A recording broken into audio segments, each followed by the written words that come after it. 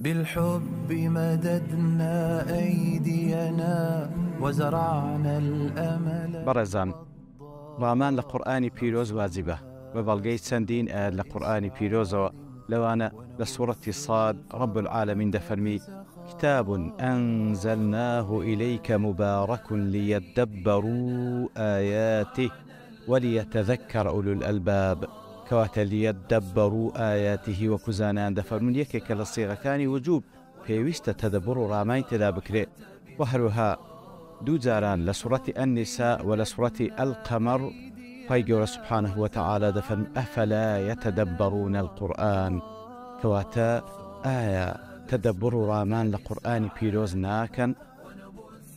بۆیە بەڕێزان، بەو مەبەستە بە پشتیوانی رب العالمین لە بەرنامەی ڕامان لە مانجی ڕەمەزانی پیرۆز دێمە خزمەتتان.